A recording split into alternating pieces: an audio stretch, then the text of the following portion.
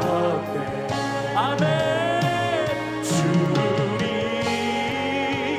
회복시키네 주 곁에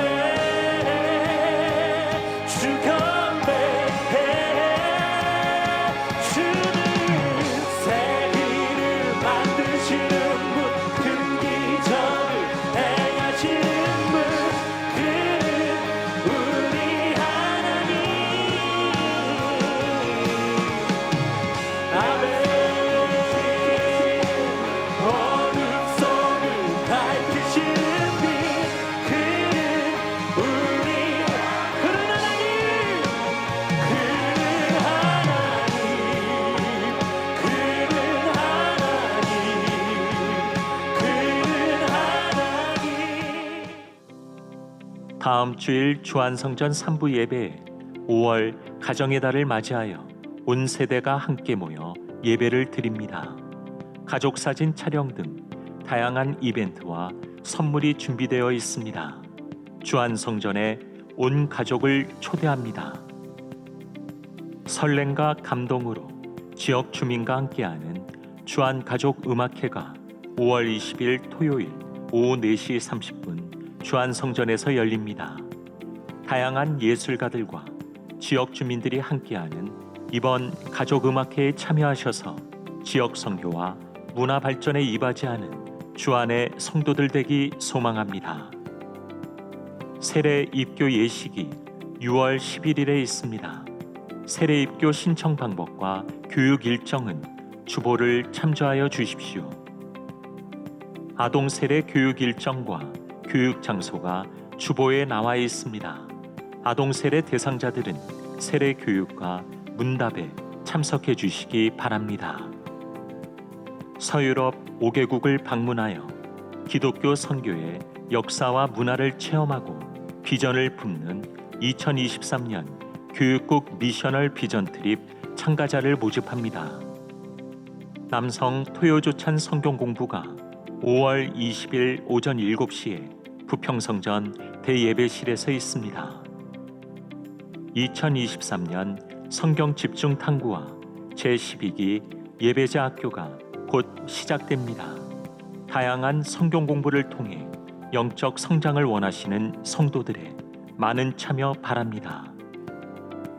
주안 전도단 전도대원, 외국인 선교국 봉사자, 음악교실 클라리넷 학생과 교사를 모집합니다. 지금까지 교회 소식이었습니다. 이외의 교회 소식은 주보를 참조하시기 바랍니다. 이제 우리의 마음과 뜻과 정성을 다해 하나님께 예배드리시겠습니다.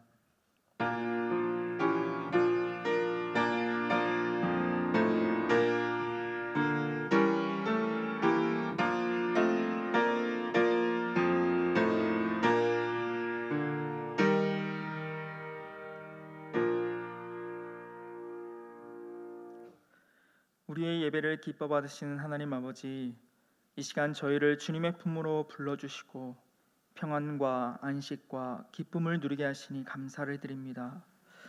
분주하고 고단했던 세상의 일들을 이 시간 다 뒤로 하고 주의 영광을 보게 하시고 온전한 마음으로 하나님께만 집중하여 예배하게 하옵소서. 예수님의 이름으로 기원하옵나이다. 아멘. 우리 함께 찬송가 320장 나의 죄를 정케하사 함께 부르시겠습니다.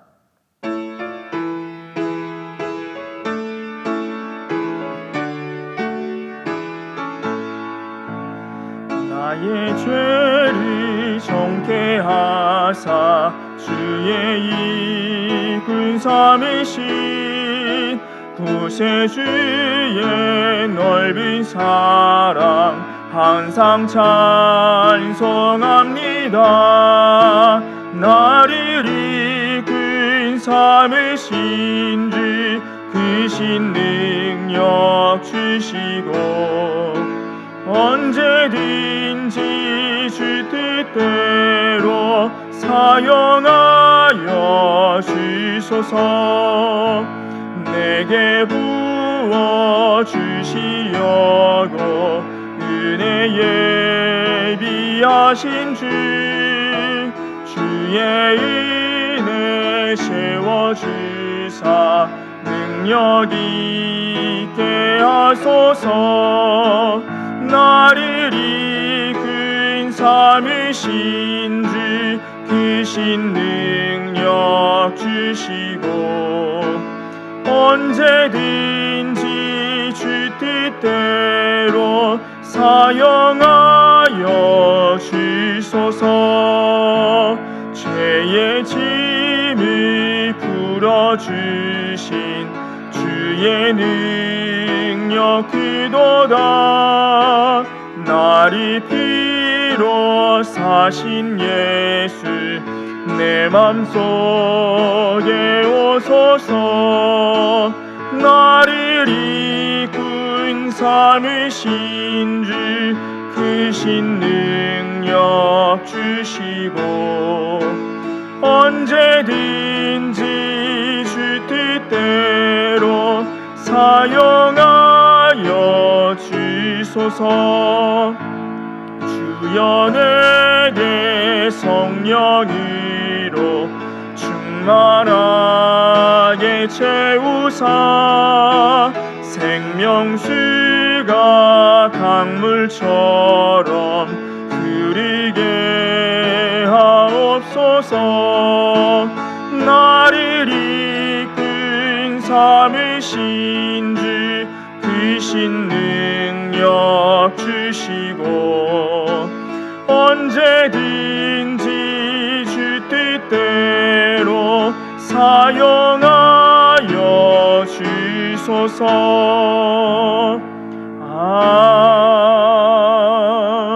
아멘. 아멘. 우리 119 긴급 기도 제목을 가지고 합심하여 기도하겠습니다. 먼저 하나님의 나라가 속히 이 땅 가운데 임하게 하여 주시고 남북한이 속히 복음으로 통일되며 우리나라가 하나님을 경외하는 나라가 되게 하여 주시옵소서. 또한 한국교회가 성령으로 다시 부흥되게 하시고 우리 주한교회가 선교적 삶으로 복음의 빛을 비추는 교회가 되게 하시고 분리개척이 은혜 가운데 잘 준비되게 해달라고 기도해 주시기 바랍니다.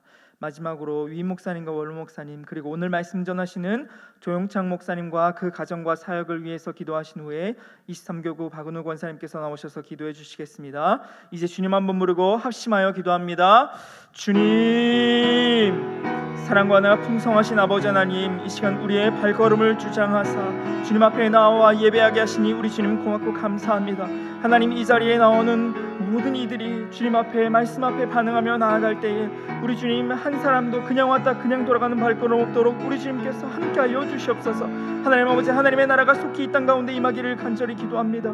주의 복음을 믿는 우리가 세상 속에서 복음이 되어 살아가므로 하나님 나라를 이 땅 위에 증거하며 세워나갈 수 있도록 우리 주님 우리의 마음을 주장하여 주시고 삶을 주장하여 주시고 믿음을 주장하여 주시옵소서. 그래서 우리의 삶을 통해 주님의 복음이 증거되게 해주시고 예수의 이름만이 이 땅 가운데 드러날 수 있도록 인도하여 주시옵소서. 하나님 아버지, 남북한이 속히 복음으로 통일될 수 있도록 인도하여 주시옵소서. 하나님, 이 한반도 땅 위에 하나님 분열의 영이 떠나가게 하여 주시고 하나 되는 영으로 주님께서 이 땅을 회복시키시며 다시금 통일을 이뤄나가는 이 나라와 민족 될 수 있도록 주님께서 역사하여 주시옵소서. 하나님, 복음으로 통일을 이루어 가실 하나님을 기대함으로 기도와 말씀으로 준비하며 나아가는 우리가 될 수 있도록 역사하여 주시옵소서. 하나님 아버지, 우리나라가 하나님을 경외하는 나라 되게 하여 주시옵소서. 하나님을 경외하며 주님을 신뢰하며 나아가는 이 나라와 민족 될 수 있도록 주님 함께하여 주시옵소서. 그래서 이 세상 속에 주님의 말씀을 믿고 이 세상 속에서도 그리스도의 향기를 드러내며 살아가는 이 나라 민족 될 수 있도록 역사하여 주셔서 하나님을 경외하는 나라 될 수 있도록 주님께서 함께하여 주시옵소서.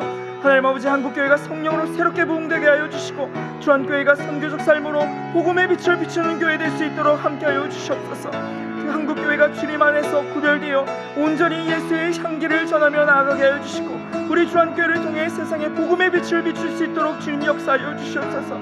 그래서 우리 주한교회가 겸손히 예수님만을 증거하며 예수의 사랑과 은혜를 전하는 교회 될 수 있도록 인도하여 주시옵소서. 하나님 아버지, 우리 주한교회 분리개척이 주의 은혜 가운데 준비되어 수 있도록 인도하여 주시옵소서. 하나님께서 지혜를 주시고 사랑을 더하여 주시고 소망을 더하여 주셔서 하나님 주님께서 기뻐하시는 분리개척을 아름답게 이루어나가는 우리 주한교회 되게 하여 주시옵소서. 오직 하나님의 의로우심만이 드러나는 그런 분리개척 될 수 있도록 우리 주님께서 역사하여 주시옵소서. 하나님 위임 목사님 사역 위에 기름 부어주시고 성령의 능력으로 함께하여 주셔서 늘 주님의 말씀 전하시는 데 부족함 없게 하여 주시고 원로 목사님 또한 우리 주님 붙잡아 주셔서 주님 늘 영역을 강건할 수 있도록 인도하여 주시옵소서. 하나님 또한 이 시간 말씀 전하시는 조용창 목사님의 그 가정과 사역 위에 하나님의 은혜가 늘 넘쳐날 수 있도록 인도하여 주시고 주님께서 기름 부어주시고 주님께서 성령의 능력으로 함께하여 주셔서 이 시간 말씀 전하시는데 부족함 없도록 인도하여 주시고 함께하여 주시옵소서.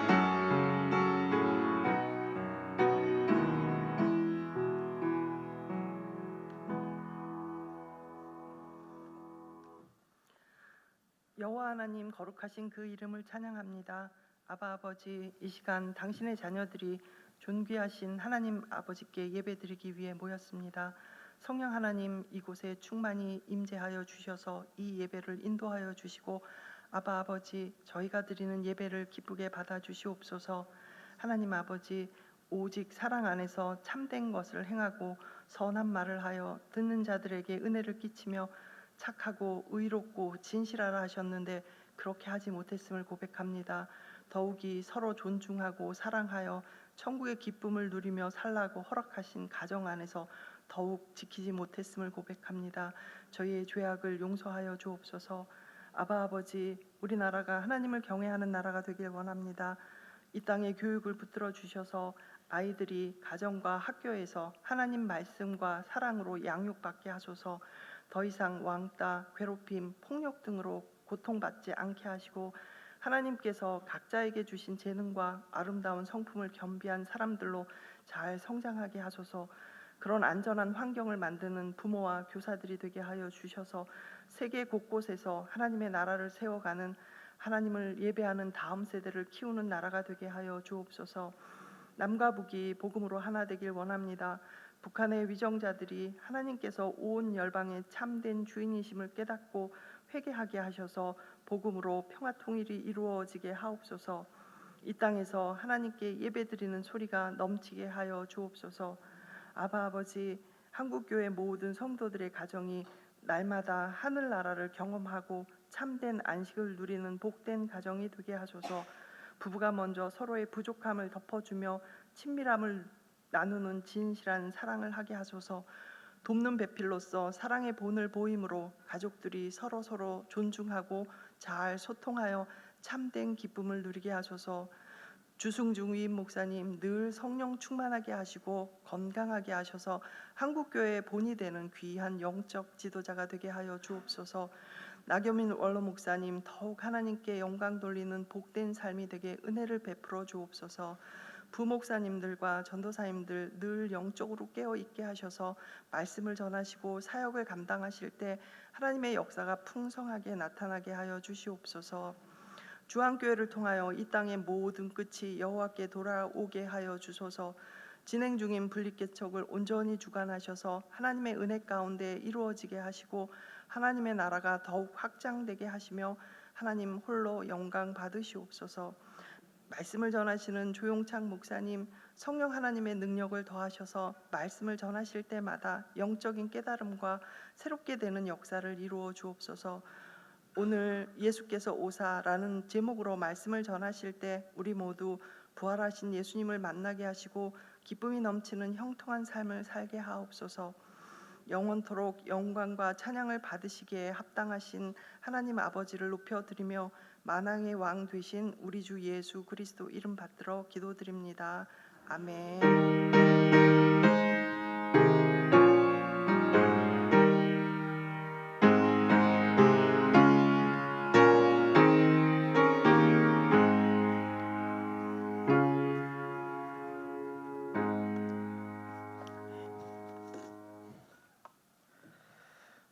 오늘 우리에게 주시는 하나님의 말씀은 요한복음 20장 19절에서 23절까지의 말씀입니다. 요한복음 20장 19절에서 23절까지의 말씀입니다. 제가 가진 성경으로 신약 성경 183쪽 즈음에 있습니다. 이제 하나님의 말씀을 봉독하겠습니다. 말씀을 봉독할 때에 살아계신 하나님의 음성을 다 함께 들으실 수 있기를 바랍니다. 하나님의 말씀입니다. 이날 곧 안식 후 첫날 저녁 때에 제자들이 유대인들을 두려워하여 모인 곳에 문들을 닫았더니 예수께서 오사 가운데 서서 이르시되 너희에게 평강이 있을지어다. 이 말씀을 하시고 손과 옆구리를 보이시니 제자들이 주를 보고 기뻐하더라. 예수께서 또 이르시되 너희에게 평강이 있을지어다. 아버지께서 나를 보내신 것 같이 나도 너희를 보내노라. 이 말씀을 하시고 그들을 향하사 숨을 내쉬며 이르시되 성령을 받으라. 너희가 누구의 죄든지 사하면 사하여질 것이요 누구의 죄든지 그대로 두면 그대로 있으리라 하시니라.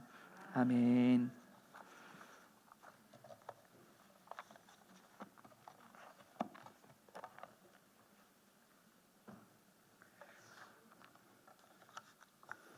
네, 적막감이 흐르죠. 저희 인사 한번 하겠습니다. 점점 날씨가 더워지고 있어서 오늘 막 이렇게 부치시는 분도 계시는데 우리 더운 여름 예수님 잘 믿고 잘 이겨내면 좋겠습니다.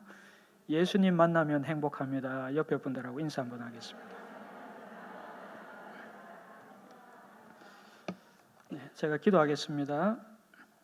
오늘도 살아계셔서 우리의 삶을 주관하시는 하나님 아버지, 오늘 하나님의 자녀와 백성들이 이곳에 모여 하나님 아버지를 예배하게 하시니 감사를 드립니다.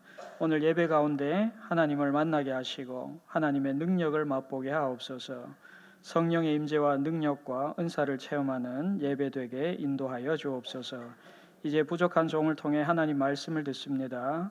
이 말씀 가운데 살아있는 하나님의 말씀을 듣게 하시고 그 말씀에 순종하며 하나님의 영광을 드러내는 삶을 살게 하여 주옵소서.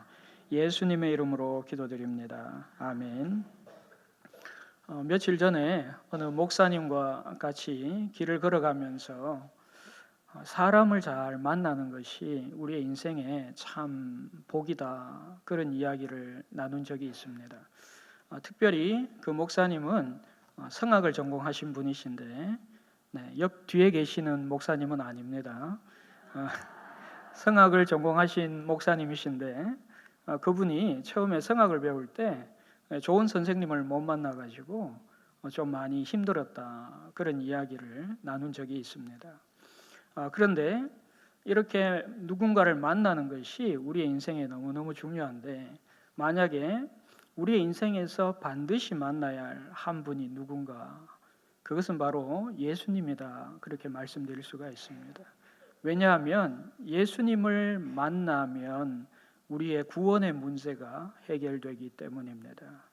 예수님을 만나지 못하면 우리의 구원의 문제가 해결될 수 없기 때문에 그렇습니다.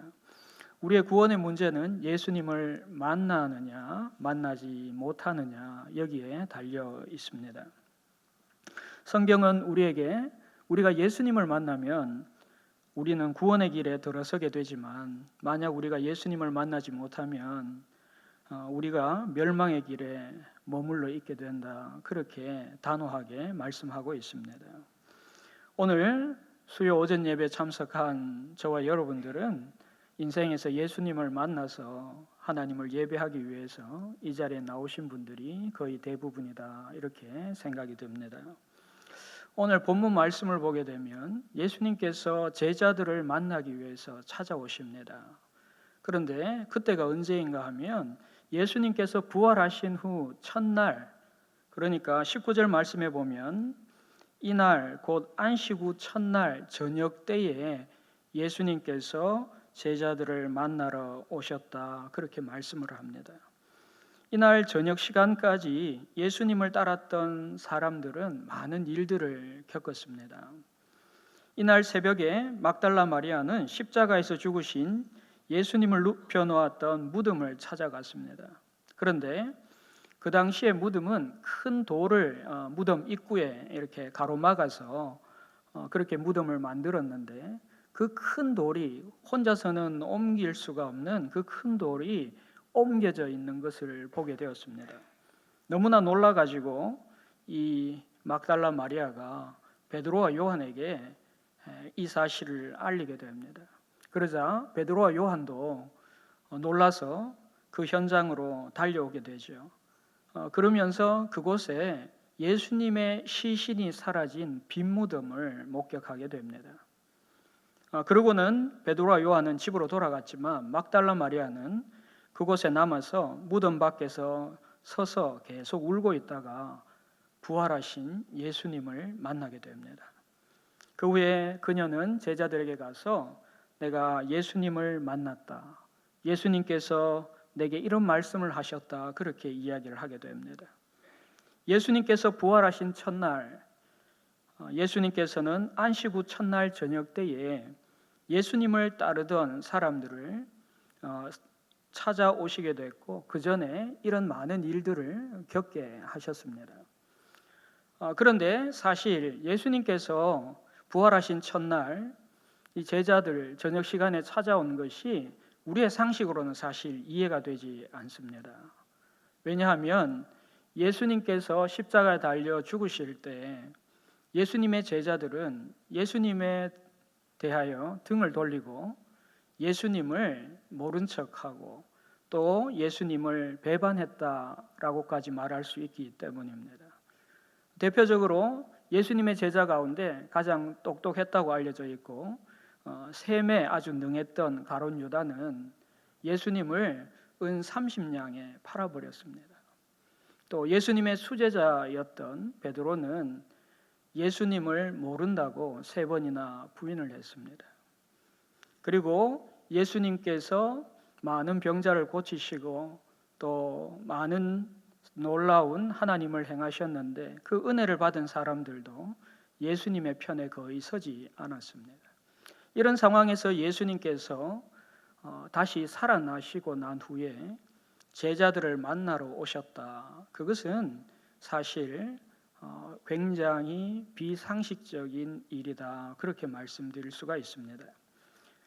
예수님께서 3년 동안 먹이고 가르쳤는데도 불구하고 생명의 위험이 찾아오자 한순간에 예수님에게 등을 돌려버린 그 제자들에게 그 많은 사람들에게 예수님께서 저녁 때에 부활하시자마자 그렇게 찾아오셨습니다.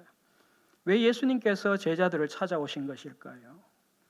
왜 예수님이 굳이 제자들을 만나셔야만 했을까요? 예수님이 가장 힘들고 어려운 순간에 도망가 버렸던 제자들을 찾아오신 이유와 목적이 무엇이었을까요? 오늘 본문 말씀은 예수님의 제자가 되는데 지금은 실패했다고 말할 수 있는 그 제자들을 부활하신 예수님이 찾아오신 이유와 목적을 말씀하고 있습니다. 부활하신 예수님이 제자들을 찾아오신 첫 번째 이유는 평강을 주시기 위함이었습니다. 19절 말씀입니다. 이날 곧 안식 후 첫날 저녁 때에 제자들이 유대인들을 두려워하여 모인 곳의 문들을 닫았더니 예수께서 오사 가운데 서서 이르시되 너희에게 평강이 있을지어다. 아멘. 부활하신 예수님이 제자들을 만나러 오셨을 때 제자들의 마음의 상태를 19절은 이렇게 말씀합니다. 제자들이 유대인들을 두려워하여 모인 곳들의 문들을 닫았더니 제자들의 마음에 지금 어떤 마음이 있습니까? 제자들을 사로잡고 있는 마음은 두려움입니다. 혹시나 예수님처럼 자기들도 체포되고 감금되고 혹시나 죽음의 위험을 겪어야 하지 않을까라는 그 두려움 때문에 그들은 지금 힘들어하고 있습니다. 거기 말씀을 보시면 모인 곳에 문들을 닫았더니라고 되어 있는데 특별히 이 말씀은 집안에 있는 모든 문을 닫았다는 것입니다. 대문만 닫은 것이 아니라 집에 열려 있는 문들을 모두 닫았다는 거예요. 그만큼 제자들은 두려움에 사로잡혀 있었습니다. 혹시나 누군가 자기들을 발견하고 너 예수님 따라다니던 제자 아니었냐 물어서 자기들을 체포하고 감금할까 봐 그렇게 두려워하고 있었습니다. 그런데 이런 두려움에 사로잡힌 제자들에게 예수님께서 찾아오셔서 처음 하신 말씀이 이것입니다. 너희에게 평강이 있을지어다. 너희에게 평화가 있을지어다. 너희에게 평안이 있을지어다. 평강은 헬라어로 우리가 잘 아는 에이레네이고 히브리어로는 샬롬입니다. 너희에게 평강이 있을지어다. 이 말씀은 사실 인사말입니다. 그런데 지금 여기에서 너희에게 평강이 있을지어다, 이것은 단순한 인사말이 아닙니다. 21절 말씀에도 너희에게 평강이 있을지어다, 예수님께서 다시 한번 말씀하세요. 그러니까 이 말씀에는 특별한 의미가 있는 것입니다. 그것은 바로 예수님께서 이 제자들이 지금 갖고 있는 이 두려움을 다루기를 원하신다는 것을 우리가 알 수가 있습니다. 예수님께서는 이 제자들이 평안을, 평화를, 평강을 맛보기를 원하신 것입니다. 그러면 이 평강, 이 평화는 어떤 평안이냐? 우리가 잘 알고 있는 요한복음 14장 26절, 27절 말씀은 이렇게 예수님이 주시는 평강을 말씀하고 있습니다. 평안을 너희에게 끼치노니 곧 나의 평안을 너희에게 주노라. 내가 너희에게 주는 것은 세상이 주는 것과 같지 아니하니라. 너희는 마음에 근심하지도 말고 두려워하지도 말라. 아멘. 부활하신 예수님이 제자들에게 주시기 원했던 평안은 세상이 줄 수 없는 평안입니다. 세상이 주는 평안과 다른 것입니다. 세상이 주는 평안은 순간적이고 일시적입니다. 잠깐 우리가 누릴 수 있는 편안함에 가까운 것이죠. 그러나 예수님께서 주시는 평강은 영원한 것입니다. 우리의 구원과 관련된 것입니다. 하나님의 나라에서 우리가 영원히 누리게 될 그 생명과 관련된 것입니다. 예수님께서 제자들에게 그 평강을 주시기를 원하셨습니다. 그래서 너희에게 평강이 있을지어다, 그렇게 예수님께서는 제자들에게 인사하시고 또 말씀하셨던 것입니다. 이런 평안을 마음에 받은 사람은 이 세상에서 근심하지 않고 두려움 없이 살아갈 수 있게 되는 것입니다. 오늘 저와 여러분들도 예수님을 만났다고 고백한다면 이런 평강을, 이런 평안을 누리면서 살아갈 수 있어야 됩니다. 그런데 19절에 보게 되면 부활하신 예수님께서 제자들에게 너희에게 평강이 있을지어다 라고 말씀하셨을 때 그때 어디서 말씀하셨느냐? 가운데 서서 말씀하셨다, 그렇게 이야기를 합니다. 여러분 가운데 운동을 좋아하시지 않더라도 TV에서 운동 경기 하는 모습을 종종 보셨을 것 같습니다. 농구 경기나 배구 경기를 보게 되면 감독이 작전 지시를 할 때가 있습니다. 작전 타임을 부릅니다. 그때 선수들이 대부분 감독 주위에 이렇게 모여듭니다. 그럼 감독이 거의 가운데에 있게 되죠. 그래서 작전을 지시합니다. 그 가운데 있는 이유가 무엇입니까? 그 선수들이, 필드에서 뛰는 선수들이 감독의 작전 명령을 잘 듣기 위해서 그렇게 감독은 가운데 서고 선수들은 주위에 둘러서게 됩니다. 오늘 예수님께서 제자들 가운데 서서 말씀하셨던 이유도 바로 그것입니다. 모든 제자들, 그곳에 두려움에 떨고 있는 모든 제자들이 평강을 받기를 원하셨기 때문입니다. 그곳에 있는 어떤 사람도 제외되지 않기를 원하셨기 때문에 예수님은 가운데 서셔서 평강이 있을지어다, 너희에게 평강이 있을지어다, 그렇게 말씀하신 것입니다. 그러므로 예수님을 믿고 예수님을 따르는 하나님의 자녀, 하나님 백성에게는 모든 사람에게 하나님께서 평강을 주신다, 그렇게 우리가 믿고 살아갈 수 있게 됩니다. 그런데 이 평강에는, 예수님께서 주시는 이 평강에는 또 다른 차원이 있습니다. 그것이 무엇인가? 이 평강에는 용서의 차원이 있습니다. 부활하신 예수님은 지금 자신을 배신하고 자신에게 등을 돌린 제자들을 부활하신 첫날에 찾아오셨습니다. 만약에 우리가 예수님이라도 이것은 쉽게 이해할 수 있습니다. 나를 등지고 나를 배신하고 나를 버렸던 사람에게 내가 돌아간다는 것, 그것은 바로 용서했기 때문에 가능한 것입니다. 그곳에 가서 내가 너희에게 평강이 있을지어다 말할 수 있는 것은 예수님 마음에 이미 제자들을 용서했기 때문에 가능한 것입니다. 예수님께서 우리에게 주시는 평강은 용서로부터 나오는 것입니다.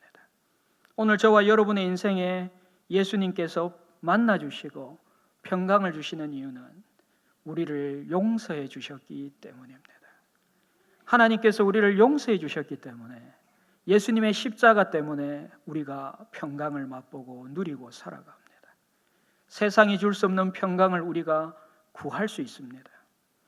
아무것도 두려워하지 않고 아무것도 염려하지 않고 살아갈 수 있는 평강이 우리에게 선물로 주어지는 것은 바로 예수님께서 우리의 죄를 용서해 주셨기 때문입니다. 그 부활하신 예수님이 찾아오셔서 가운데 서셔서 우리에게 평강을 주셨습니다. 오늘 이곳에 모인 모든 분들에게 주님은 평강 주시기를 원하십니다.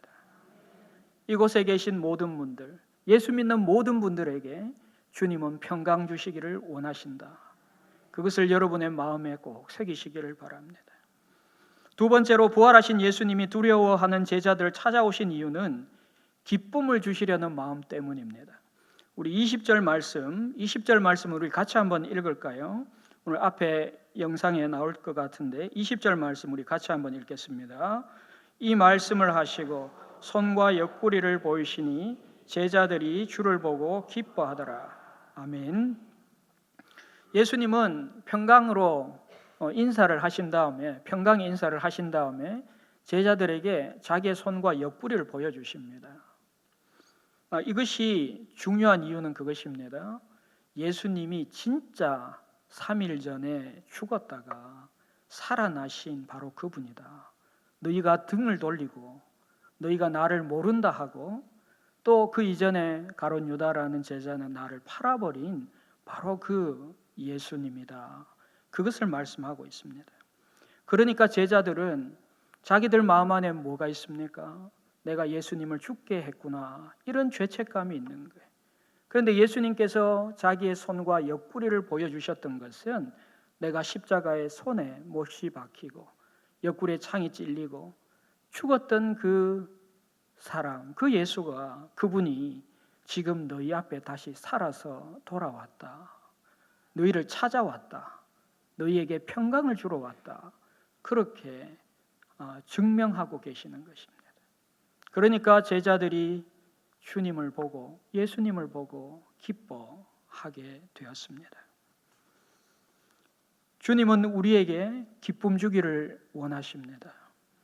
주님은 여러분들의 죄를 용서해 주신 이유는 여러분들이 기쁨을 맛보고 살아가기를 원하셨기 때문입니다. 우리 기쁨을 회복하는 것이 중요합니다. 요한복음 16장 22절을 보게 되면 예수님은 제자들이 지금 누리고 있는 기쁨을 미리 예고하셨습니다. 지금은 너희가 근심하나 내가 다시 너희를 보리니 너희 마음이 기쁠 것이요 너희 기쁨을 빼앗을 자가 없으리라. 아멘. 너희 마음이 기쁠 것이요 너희 기쁨을 빼앗을 자가 없으리라. 주님께서 주시는 기쁨은 이런 것입니다. 근심 있지만 그러나 기쁨이 근심을 압도합니다. 염려가 있지만 기쁨이 근심을 사라지게 합니다. 너희 기쁨을 빼앗을 자가 없습니다. 그 누구도 여러분의 기쁨을 빼앗을 수 없습니다. 갈라디아서 5장 22절 23절에는 성령의 9가지 열매가 나옵니다. 그런데 그 성령의 열매 가운데 희락이 있습니다. 희락이 바로 기쁨입니다. 여러분 삶 속에 예수님을 만났는데 아직까지 이런 기쁨을 맛보지 못했다면 여러분 어떻게 보면 참 불행한 것입니다. 주님을 만나면 기쁨이 넘칩니다. 주님을 만나면 기쁨이 샘솟습니다. 주님을 생각하면 마음에 기쁨이 몰려옵니다. 주님을 생각하면 근심과 염려, 이까짓 것 아무것도 아니야 라는 마음이 생깁니다. 제자들이 주님을 보고 기뻐했습니다. 오늘 저와 여러분들도 주님을 보고 기뻐할 수 있어야 됩니다. 이런 예수님을 만난 기쁨으로 저와 여러분들이 충만해지기를 주님의 이름으로 축복합니다. 세 번째로 부활하신 예수님이 제자들을 찾아오신 이유는 제자들에게 사명을 주시기 위해서 찾아오셨습니다. 21절에서 예수님은 두 번째 평강의 인사를 하십니다. 너희에게 평강이 있을지어다. 그렇게 말씀하신 후에 아버지께서 나를 보내신 것 같이 나도 너희를 보내노라. 그렇게 말씀합니다. 여기서 보내다라는 말이 바로 사명과 관련된 말입니다. 제자들을 찾아오신 예수님은 제자들에게 사명을 주셨습니다. 아버지께서 나를 보내신 것 같이 아버지 하나님은 아들 예수님에게 사명을 주셔서 이 세상에 보내신 분입니다. 아들 예수님은 아버지 하나님으로부터 사명을 받아서 이 세상에 보냄을 받으신 분입니다. 나도 너희를 보내노라. 예수님은 제자들을 부르시고 훈련시키셔서 이 세상에 사명을 주셔서 제자들을 보내신 분이십니다. 제자들은 예수님께서 주신 사명을 받아서 그 사명을 완수하기 위해서 이 세상에 보냄을 받은 사람들입니다. 예수님의 사명이 무엇입니까? 이 세상에 와서 하나님의 말씀을 전파하고 하나님의 일을 하고 또 우리의 구원을 위해서 자기 목숨을 많은 사람들의 대속물로 십자가에서 내어주시는 그것이 바로 예수님의 사명이었습니다. 예수님의 사명은 예수님이 잘 완수하셨습니다. 예수님께서는 제자들이 자신의 사명을 계속해서 이 땅에서 이어가기를 원하셨습니다. 그래서 제자들을 불렀습니다. 제자들의 사명은 무엇입니까? 복음을 전파하고 복음을 위해서 때로는 고난도 받고 때로는 영광도 경험하고 또 십자가를 지고 예수님을 따라 살아가는 것, 그것이 바로 제자들이 받은 사명입니다. 제자들은 예수님이 자신들에게 맡기신 사명을 완수해야 될 그런 책임이 있습니다. 그러므로 부활하신 예수님과의 만남은 사명과의 만남입니다. 혹시 여러분의 삶 가운데 내가 예수님 때문에 어려움을 겪고 때로는 고난을 겪고 있다면, 때로는 힘들다라는 생각이 든다면 어쩌면 여러분은 지금 바른 길을 걸어가고 있는지도 모릅니다. 왜냐하면 하나님께서 주신 사명, 예수님께서 우리에게 주신 제자의 사명은 때로는 우리에게 고난을 요구하기 때문에 그렇습니다. 그러므로 여러분의 고난받음을 부끄러워하지 마십시오. 여러분들의 삶의 어려움을 부끄러워하지 마십시오. 오히려 사도 바울의 고백처럼 나의 약한 것을 자랑하십시오. 나의 약한 그곳에 주님께서 오히려 강하게 역사하시고 주님의 능력이 나타나기 때문입니다. 그런데 예수님께서는 우리에게 사명 감당하라고 말씀하셔놓고 그냥 계시지 않고 두 가지를 우리에게 주셨습니다. 첫 번째로 주신 것은 22절 마지막에 우리에게 성령을 받으라 명령하셨습니다. 성령을 받으라. 이것은 모든 예수님을 따르는 사람들이 성령 받아야 된다. 이것은 필수적이고 절대적인 것이다. 그렇게 말씀하고 있는 것입니다. 명령하는 것은 두 가지밖에 선택지가 없어요. 내가 그 명령을 따르든지 아니면 그 명령을 따르지 않든지. 그러니까 우리가 주님께서 주신 그 사명을 감당하기 위해서는 성령을 받든지, 성령을 받아서 그 사명 감당하든지, 아니면 성령 받지 않고 그렇게 살아가든지, 단순하게 이렇게 밖에 선택지가 없는 것입니다. 그러므로 여러분, 인간의 생각과 지혜로 주님의 사명 감당하는 것이 아닙니다. 성령의 능력과 지혜로 감당하는 것입니다. 성령을 받으십시오. 성령 충만함을 사모하십시오. 성령의 은사를 구하십시오. 하나님께서 여러분에게 함께 하셔서 도와주시고 인도해 주실 것입니다. 두 번째로 예수님께서 우리에게 사명 감당하라고 주신 것은 사람들의 죄를 용서하는 예수님의 권세를 우리에게 주셨습니다. 23절 말씀입니다. 너희가 누구의 죄든지 사하면 사하여질 것이요 누구의 죄든지 그대로 두면 그대로 있으리라. 아멘. 그런데 이 말씀을 오해하시면 안 돼요. 이 말씀을 잘못 이해하면 마치 제자가 드린 저와 여러분들이 죄를 사하는 권세가 있는 것처럼 오해할 수 있어요. 그것은 아니고 죄를 사하는 권세는 오직 하나님 또 예수님께만 있는 것입니다. 이 말씀의 뜻은 무엇인가?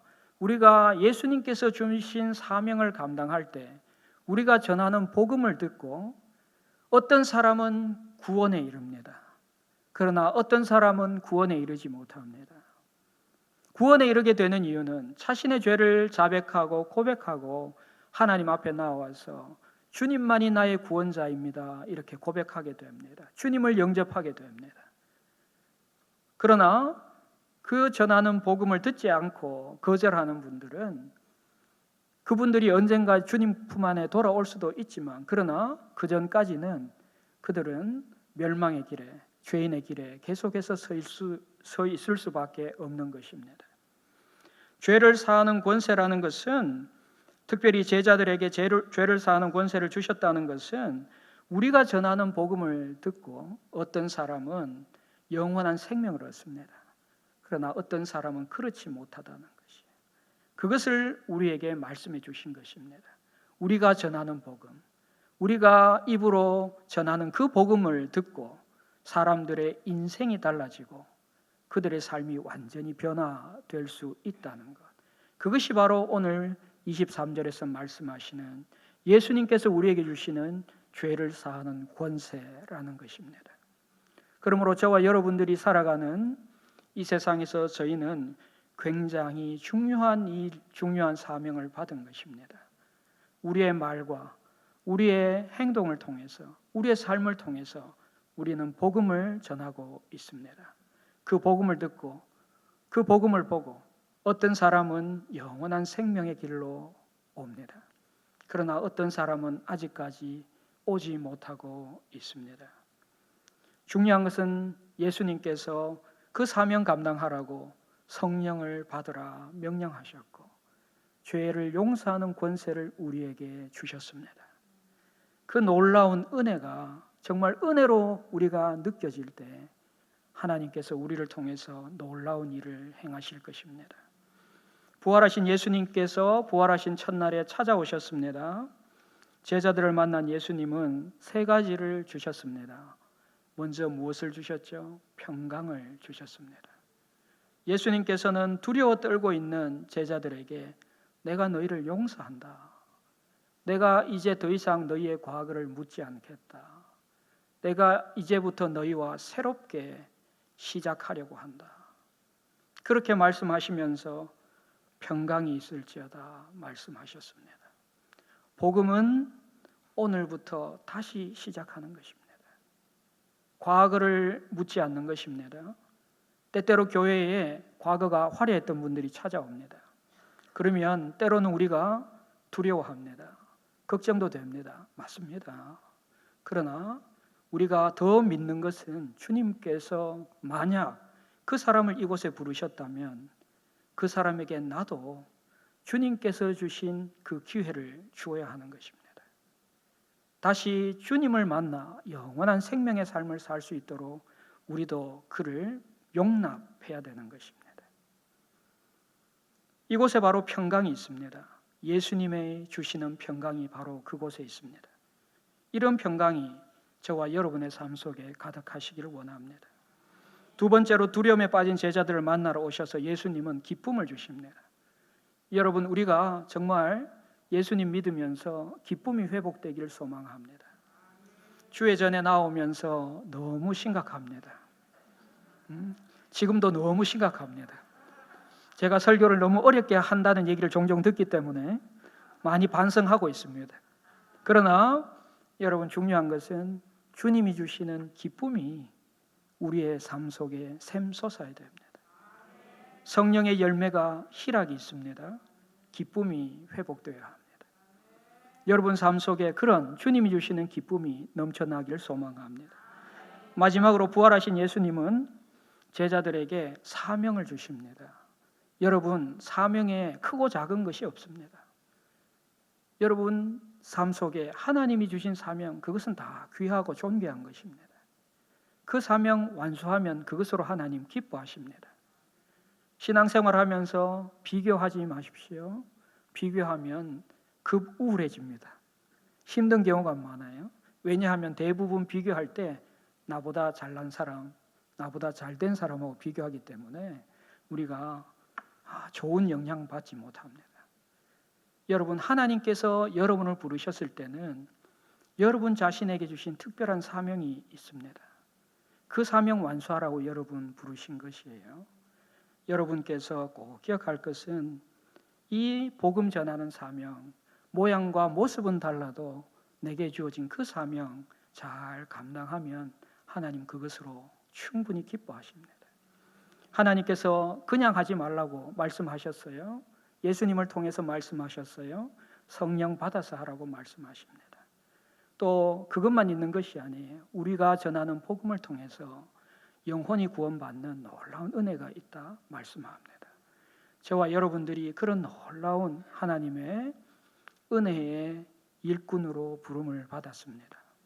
오늘 이 시간 예수님과의 만남이 회복되기를 소망합니다. 다시 한번 예수님과 뜨거운 만남이 우리에게 일어나길 소망합니다. 그럴 때 예수님께서 여러분에게 세 가지 주십니다. 평강을 주십니다. 기쁨을 주십니다. 사명을 주십니다.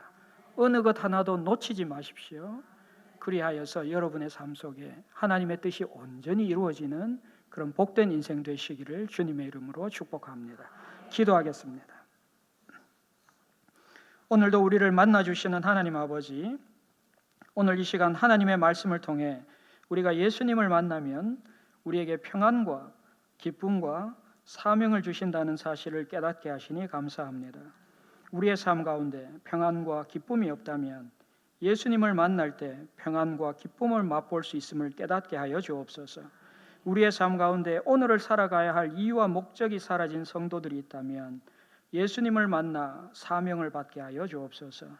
예수 그리스도를 만남으로 이런 놀라운 하나님의 은혜를 경험케 하여 주옵소서. 주 예수님의 이름으로 간절히 기도합니다. 아멘.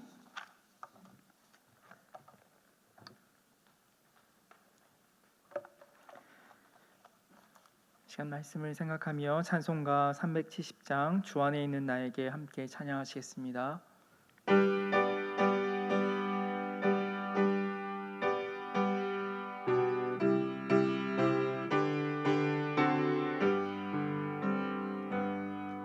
주 안에 있는 나에게 딴 근심이 있으랴 십자가 밑에 나아가 내 짐을 풀었네. 주님을 찬송하면서 할렐루야 할렐루야 내 앞길 멀고매도 나 주님만 따라가리. 그 두려움이 변하여 내 기도 되었고 전날의 한숨 변하여 내 노래 되었네. 주님을 찬송하면서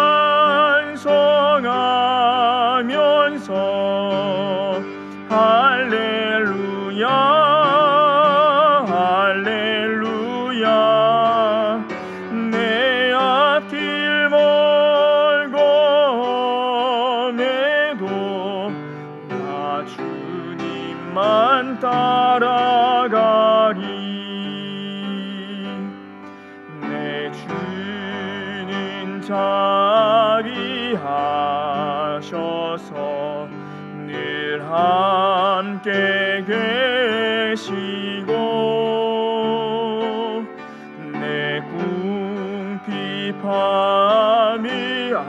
함께하시고 늘 채워주시네.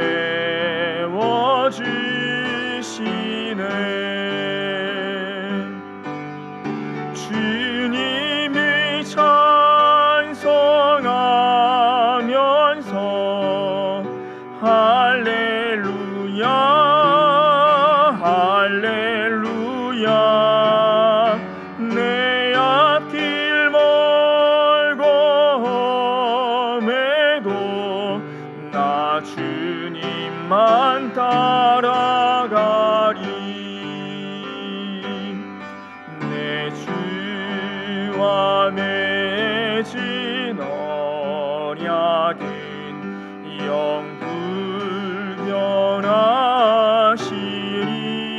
영불변하시리. 그 나라 가기까지는 늘 보호하시네.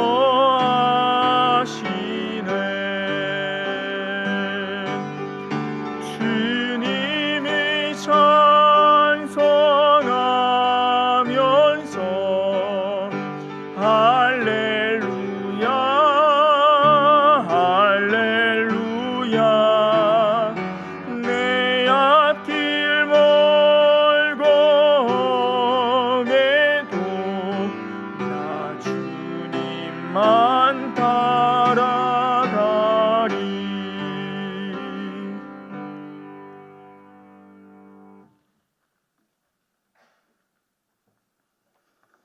기도하겠습니다.